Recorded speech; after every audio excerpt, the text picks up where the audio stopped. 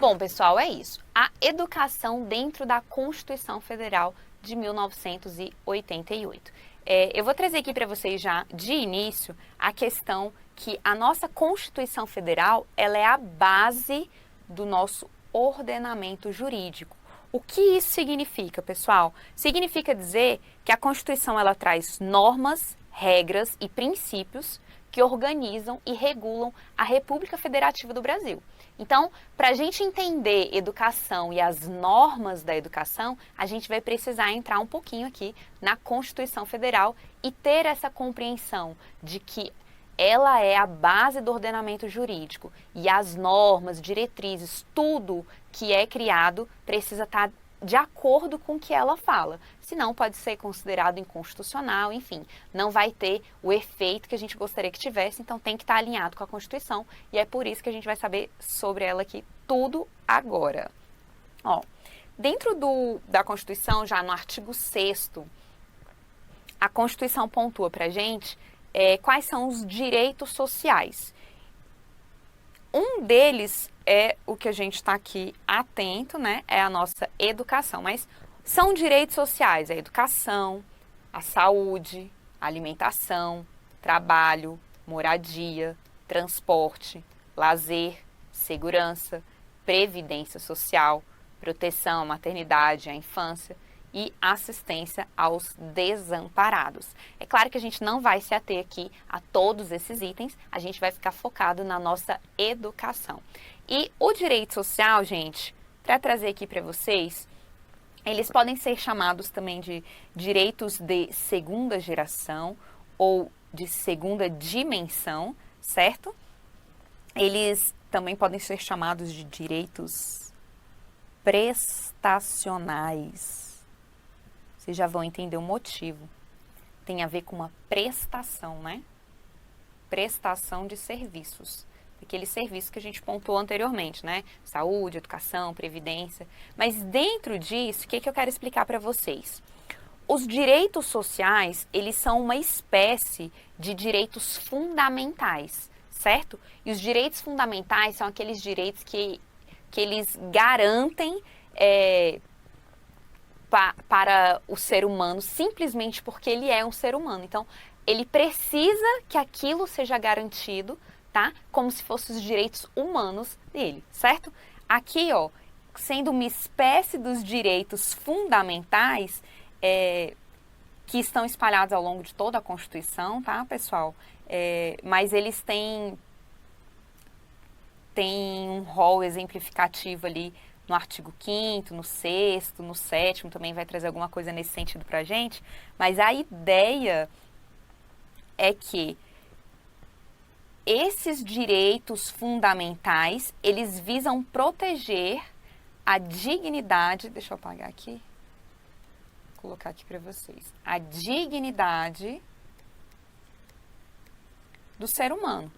Pelo simples fato de se tratar de um ser humano. A gente precisa garantir determinados serviços simplesmente porque ele é um ser humano, por se tratar de um ser humano. E aí, no caso dos direitos sociais, a gente exige uma postura do Estado, uma postura de proatividade, tá? Ele vai ficar obrigado a prestar serviços, por isso que a gente colocou lá a questão dos serviços, né, dos direitos prestacionais. E aí também, qual que é a ideia aqui dessa prestação de serviços? É que esses serviços sejam prestados a uma população que seja reconhecida, que está em desigualdade, tá bom? A ideia é que o Estado intervenha prestando serviços para acabar com essa desigualdade, seja ela econômica ou social, tá certo? E aí o Estado ele vai ter o dever de atender esses direitos prestacionais. De que forma, pessoal? Trazendo aqui as políticas públicas que visem reduzir essas desigualdades e também equalizar a sociedade de um modo geral. Então, tentar equilibrar e diminuir essa desigualdade na sociedade, certo? Esses são os direitos sociais. Dentro dessa perspectiva dos direitos sociais, especificamente sobre a nossa educação, o artigo 215 vai trazer o seguinte, que a educação, direito de todos e dever do Estado e da família, será promovida e incentivada com a colaboração da sociedade, visando pleno desenvolvimento da pessoa, seu preparo para o exercício da cidadania e a qualificação para o trabalho. Ora, a educação, ela é um direito social. Então, como a Constituição já pontuou para a gente, resta imposto ao poder público que seja ofertado esse serviço, né? O serviço educacional. Então, já no artigo 205, a gente percebe aí esse dever do Estado, mas não é só do Estado, pessoal, do Estado e da família. Em outra oportunidade a gente vai falar um pouquinho melhor sobre ele, mas é só para vocês perceberem o dever do Estado que está condizendo lá com o fato da educação ser um direito social, tá bom? Vamos adiante aqui.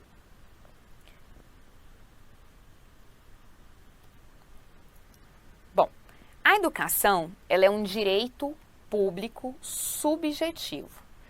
Isso quer dizer que o poder público ele precisa garantir o acesso, tá, ao ensino obrigatório e gratuito. Por quê? Na condição dele ficar inadimplente com esses deveres de prestar o serviço educacional obrigatório e gratuito, no caso dele não oferecer ou trazer assim para a gente uma oferta irregular desse serviço, porque a gente sabe que existem várias regras e várias definições, né? No caso desse direito à educação não ser garantido, né? Ou ter sido ofertado de forma irregular, a Constituição prevê a responsabilização da autoridade competente. A ideia aqui é, você sabe que existe essa garantia. O poder público, o Estado, precisa garantir o acesso à educação. Se não está sendo prestado ou se está sendo prestado de forma irregular, né, que eles chamam aqui de oferta irregular, alguns elementos, alguns indivíduos figuram como possíveis para exigir esse direito. Essa é a ideia de ser um direito público subjetivo. Não é uma faculdade, ou seja, o Estado não vai decidir se oferta ou se não oferta. É uma obrigação. E aí, dentro dessa obrigação, a gente tem aqui que o estudante ele vai ter o poder de exigir essa oferta. Exigir de quem, pessoal? Do Estado. Exigir que o Estado satisfaça esse direito dele, esse direito à educação, tá? E ele pode também, se for necessário, né, acionar o poder judiciário, tá? Para compelir lá o poder público a prestar o serviço, ou matricular o aluno no sistema público, construir uma escola, enfim. E aí, dentro de uma perspectiva coletiva, né, a gente tem o Ministério Público. O MP ele também pode acionar o nosso poder judiciário para obrigar o poder público a fornecer o serviço, tá? E, por exemplo, também garantir acessibilidade aos alunos com deficiência e tal. Na LDB, eu vou colocar aqui no cantinho pra gente, na LDB, o artigo 5º tem pra gente o seguinte, que o acesso à educação básica obrigatória, como um direito público subjetivo, não está falando nada diferente do que está na Constituição, né?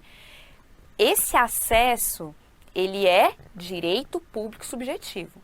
E aí, qualquer cidadão, tem que ter alguma qualificação. Não. Qualquer cidadão, grupo de cidadãos, associação comunitária, organização sindical,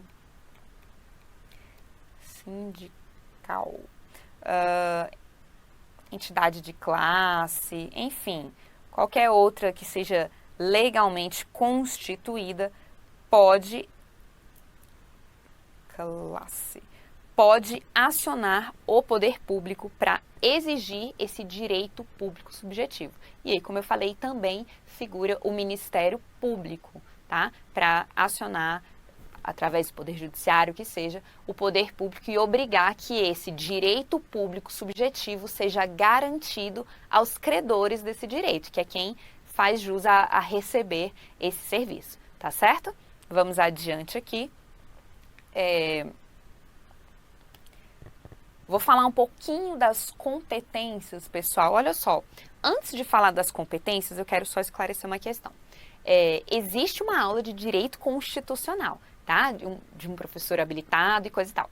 Eu trouxe elementos básicos para compreensão da Constituição, das normas, do que tem na Constituição, para a nossa aula, para a parte de educação. Então, eu não vou adentrar muito, não vou aprofundar em muitas questões, mas eu vou trazer o básico, o elementar, para a gente compreender o desenrolar aqui da LDB, dos PCNs, enfim, do PNE, tá bom? É só uma base da Constituição para a gente aprofundar no nosso tema, que é a educação, certo? E aí, dentro dessa perspectiva, eu trouxe algumas competências, dentre outras, né? Uma competência que é privativa da União, que só a União pode fazer, é legislar sobre diretrizes e bases da educação nacional. O que acontece? Ao longo da Constituição Federal, existem muitos dispositivos que vão trazer essas competências, tá? Nesse recorte, que traz exatamente as coisas ligadas à educação, eu trouxe essa competência privativa da União, eu trouxe uma competência comum e uma concorrente. Essa privativa da União de legislar sobre as diretrizes e bases da educação nacional, ela foi LDB. A LDB não é justamente a Lei de Diretrizes e Bases da Educação Nacional? Então, essa competência ela foi executada, né, ela foi garantida quando criou-se a nossa LDB, a nossa querida LDB, certo? E aí, a ideia aqui de forma simples, pessoal, é o seguinte: a União, ela vai fixar os termos gerais, as normas gerais, mas os estados, o Distrito Federal e os municípios, considerando a imensa diversidade que a gente tem no Brasil, diversidade cultural, social, eles vão figurar ali, trazendo elementos próprios, característicos das suas regiões. E aí é por isso que a gente vai ter aqui essa competência comum da União, estados, Distrito Federal e municípios. A gente vai ter essa questão de proporcionar meio de acesso à educação, ou seja, todos esses entes federados precisam proporcionar meios de acesso à educação. E aí também, de forma concorrente, a União, os estados, o Distrito Federal e os municípios, eles vão legislar sobre educação.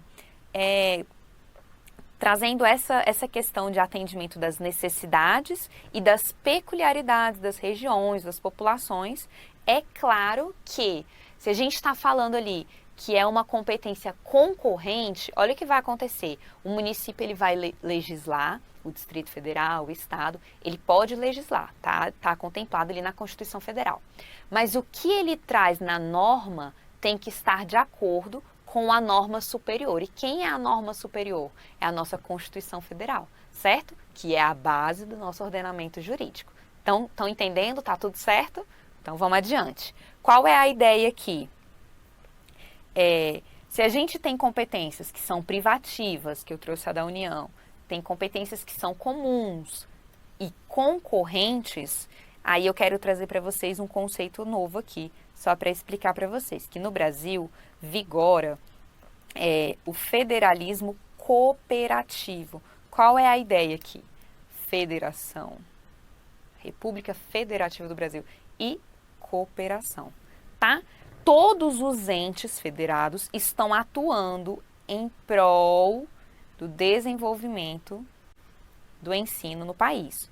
Todos eles vão possuir incumbências e obrigações, mas sempre com vistas a garantir uma educação de qualidade. Então, eles vão trabalhar, a gente vai ver isso aqui ao longo dos nossos estudos, que a União não trabalha sozinha, o Estado, o Distrito Federal, os municípios, eles não trabalham sozinhos.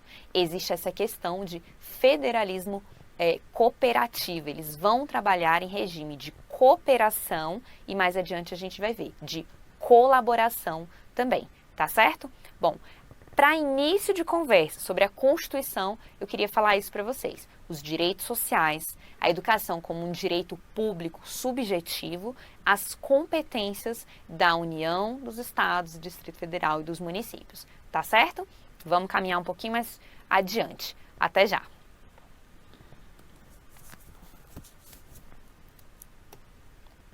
Bom, pessoal, para dar continuidade da nossa educação dentro da Constituição Federal, eu trouxe aqui agora artigo por artigo.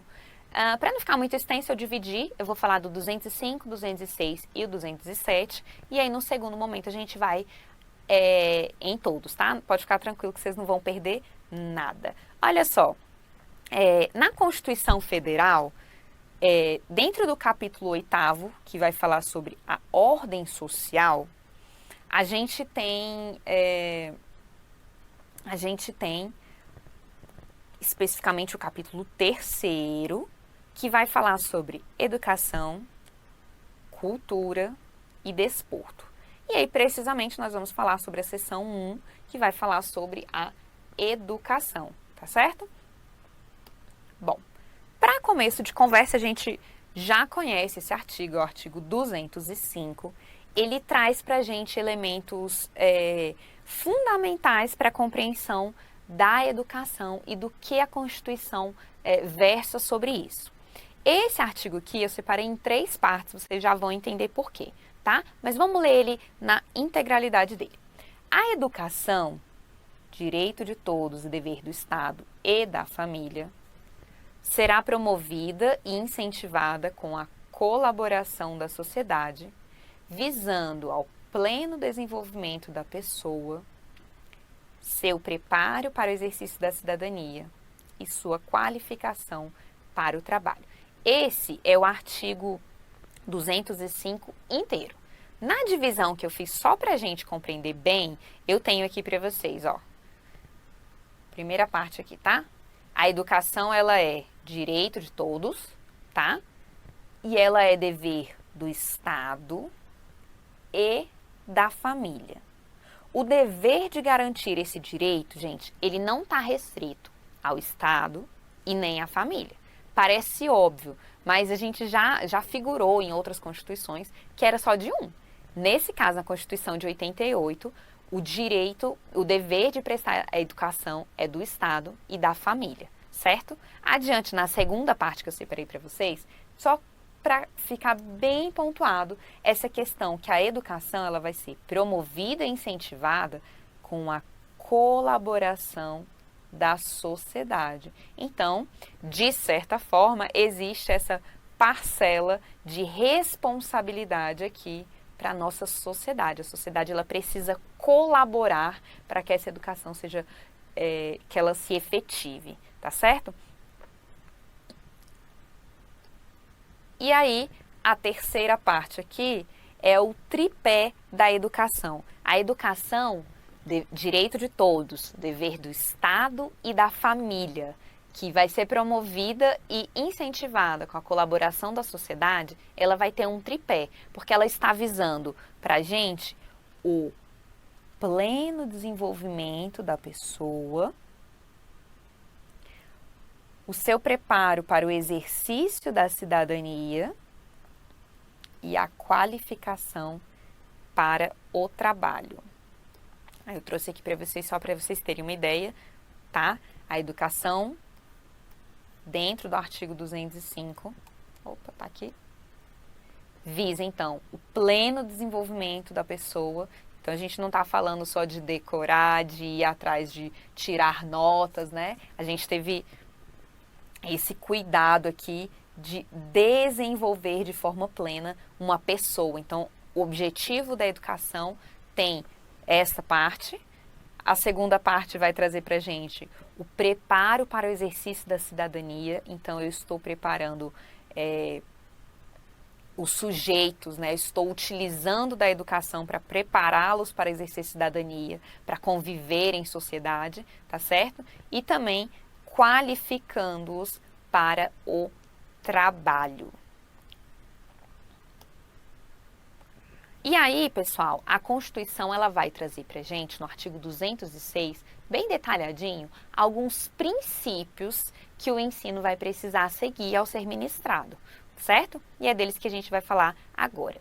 Olha só, o primeiro princípio aqui é o de acesso e permanência. Tem essa previsão de igualdade de condições de acesso e permanência. Essa preocupação, e aí entra aqui uma questão até também da educação que é inclusiva, né? Se você está preocupado que todos tenham acesso e todos tenham permanência ao ensino, você está preocupado com uma educação inclusiva, certo? Já vi cair em prova, pessoal, falando que um dos princípios é só o acesso, igualdade de condições de acesso, ou só de permanência. Não, os dois. É acesso e permanência. Você precisa pensar nisso em que sentido?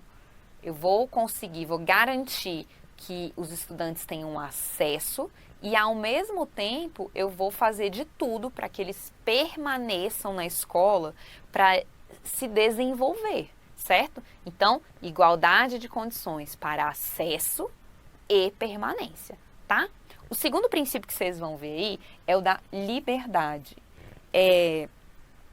Existe essa previsão de liberdade de aprender, ensinar, pesquisar e divulgar pensamento, arte e o saber. Pessoal, nessa questão aqui, é só legal pontuar o seguinte: a Constituição ela traz isso, tá? Dessa liberdade de aprender, ensinar, pesquisar e divulgar. Só que dentro dessa perspectiva, a gente precisa pensar também, por exemplo, quando a gente pega o PPP da escola, ele tem uma linha, ele tem um direcionamento que aquela escola segue, como se fosse a lei da escola. E aí, se a gente está falando aqui, né, que a Constituição Federal é a base do nosso ordenamento jurídico, e aí todos os normativos, portarias, resoluções, leis, enfim, tudo que vier depois, ela vai ter que estar de acordo com a Constituição Federal, certo? Então, o PPP, ele precisa garantir estar de acordo com esses princípios da Constituição Federal, concorda? Então, e dentro dele vai ter uma linha de raciocínio, uma linha defendida, uma linha que a escola acredita, mas isso não pode ser vetado aqui, para garantir justamente essa liberdade de aprender, ensinar, pesquisar e divulgar. Então, eu não posso selecionar o conteúdo de forma a excluir alguma informação que, de repente, eu não quero que seja passada, tá? Eu estou privando os alunos de informação e tal. Então, esse cuidado que a gente precisa ter em relação ao princípio da liberdade, tá certo? Vamos adiante aqui. A ideia do pluralismo. Pluralismo de ideias, de concepções, tá? De educação, né? E também coexistência de instituições públicas e instituições privadas. Qual que é a questão aqui? O ministrar aulas, né, ofertar educação, não está restrito ao ensino público ou ao ensino privado, às instituições públicas ou às instituições privadas.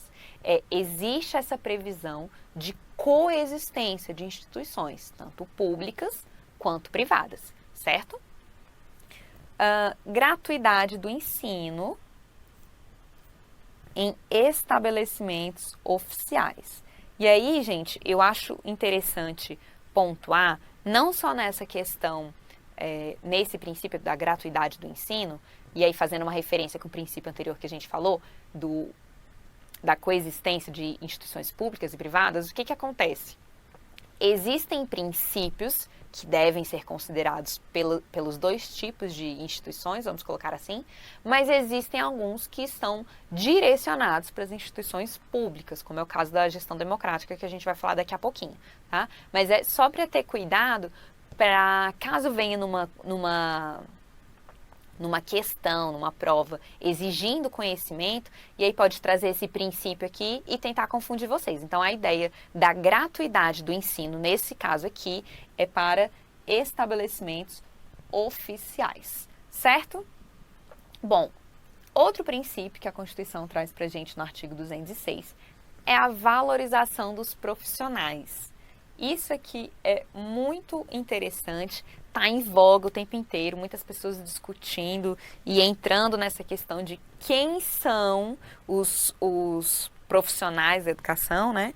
E aí, sobre isso, tem a previsão de planos de carreira e ingresso exclusivo por concurso público e de provas e títulos. Então, os profissionais da educação têm essa previsão de planos de carreira e também a questão de, para ingressar nessa área, você precisa passar exclusivamente, tá, gente? Vai ser por concurso público de provas e títulos. E aí, sobre essas categorias de trabalhadores, quem são, né, considerados ali os profissionais da educação básica, a Constituição prevê que vai ter uma lei que vai dispor, né, sobre essa definição e também vai fixar o prazo de elaborar ou de adequar os planos de carreira no âmbito de todos os entes federados, né? A União, Estado, Distrito Federal e os municípios, tá certo? É um ponto bem interessante aqui, os profissionais da educação, porque, por exemplo, quando o Fundeb fala da valorização dos profissionais da educação, a gente já fica de orelha em pé, né, bem atento, para descobrir, então, quem são, de fato, esses profissionais, né? A gente não vai falar disso aqui agora, isso temos para a próxima aula. Olha só, pessoal, mais princípios temos aí, tá bom? Esse aqui da gestão democrática, que eu tinha pontuado ainda há pouco, né? A gestão democrática aqui, esse princípio da gestão democrática, ela vai estar, então, prevista justamente para o ensino público. Tem essa previsão de gestão democrática, é um tema muito sensível e muito bom, assim, despenca em prova, certo? Aqui são os princípios, mas já existem leis, já existem normativos, resoluções que versam sobre esse tema e ele é fundamental, tá bom? Vamos adiante. Outro princípio é o padrão de qualidade, garantia do padrão de qualidade, né? É o que a Constituição fala pra gente. Não é uma oferta simples, é uma que garanta que o padrão de qualidade no ensino. Além disso, temos o piso salarial profissional nacional para os profissionais da educação escolar pública, tá? Esse aqui é um outro princípio que a gente precisa tomar esse cuidado em relação à coexistência de instituições públicas e privadas, mas a incidência, né, a afetação de princípios somente nas instituições públicas em alguns casos, tá certo? E aí, também temos aqui, isso aqui é fresquinho, emenda constitucional 108 de 2020, acrescentou essa questão da aprendizagem ao longo da vida, certo? A ideia aqui, pessoal, é a seguinte, é garantir esse direito à educação e à aprendizagem ao longo da vida inteira. Olha só, pessoal, esses são os princípios. Deixa eu só tirar aqui para vocês, que eu vou voltar aqui pontuando rapidinho, só para não deixar ninguém passar. Acesso e permanência, igualdade de condições, liberdade de aprender, ensinar, pesquisar, divulgar o pensamento, a arte e o saber, pluralismo de ideias e concepções, coexistência de instituições públicas e privadas, gratuidade de ensino em estabelecimentos oficiais, valorização dos profissionais com planos de carreiras e ingresso exclusivo por concurso público de provas e títulos, gestão democrática do ensino público, padrão de qualidade, garantia do padrão de qualidade, piso salarial profissional nacional para os profissionais da educação escolar pública, aprendizagem ao longo da vida. Por que eu repeti todos, pessoal? Porque esses são os princípios que a Constituição traz para a gente. Mas aí eu vou dizer para vocês o seguinte, a nossa LDB traz esses princípios e acrescenta lá na lei dela, tá?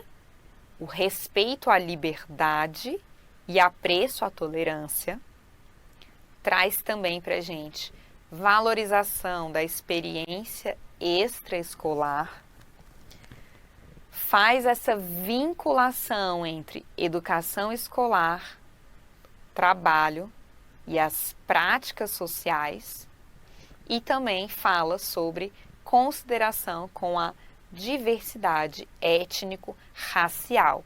Então, pessoal, olha só, a LDB, ela acrescenta outros princípios para a educação escolar, para o ensino, certo? Além daqueles previstos na Constituição Federal. É claro que dentro da aula de LDB, de Lei de Diretrizes e Bases da Educação, isso vai ser esmiuçado, vai ser detalhado de uma forma mais apropriada. Mas eu quis trazer aqui para vocês, porque eu sei que a gente está falando sobre Constituição Federal, mas é muito interessante a gente tomar esse cuidado, porque eventualmente numa questão, a gente tem que estar atento ali como que a questão está perguntando, se ela está trazendo o que a Constituição Federal entende ou o que a LDB entende, então a gente precisa ter esse cuidado. Por isso que eu trouxe esse comparativo para vocês saberem que a Constituição Federal, ela traz um rol de princípios e a LDB aproveita esse rol de princípios, tá? E acrescenta mais esses 4 princípios aí, tá? No entendimento dela, tá certo? Olha só, vamos aqui adiante. Esse foi o artigo 206, tá, gente? Que traz os princípios do ensino. O artigo 207 diz pra gente o seguinte, que as universidades, elas vão gozar de autonomia. E que tipo de autonomia é essa, professora? É uma autonomia didático-científica, é uma autonomia administrativa e é uma autonomia de gestão financeira e patrimonial. A ideia aqui, pessoal, é que essas universidades tenham essa autonomia e aí, dentro dessa questão, a gente tem aqui a possibilidade, eu vou escrever aqui, porque isso também é cobrado em prova. Possibilidade das universidades admitirem estrangeiros. Mas admitir estrangeiros para que exatamente? Para exercer ali o papel de professor, para exercer o papel de técnico ou de cientistas. Pessoal, ele fala que tem uma lei que vai versar sobre isso. A ideia aqui é a seguinte, já vi cair em prova falando o seguinte, que é obrigatório admitir estrangeiros, é vedado, ou seja, não pode admitir estrangeiros. Então, aqui é uma possibilidade, eles podem admitir como professor, técnico ou cientista, algum estrangeiro. Mas aí vai ter, dentro dessa lei, algumas determinações, algumas especificações que vai regulamentar esta admissão, tá certo? E aí, mesmo com essa autonomia das universidades, elas precisam respeitar, vamos colocar assim, tá? Obedecer o princípio da indissociabilidade entre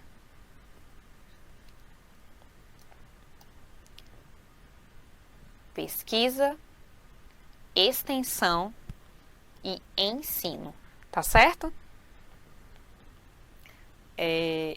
Mesmo de forma autônoma em aspectos didáticos científicos, de forma administrativa, na gestão financeira e patrimonial, as universidades elas vão obedecer ao princípio da indissociabilidade, que palavrão, entre esse tripé aqui, tá, pessoal? Ensino, pesquisa e extensão. Elas não podem fugir disso, em que pese essa autonomia, tá? O artigo 205, 206 e 207, em essência, trazem essas questões pra gente, tá?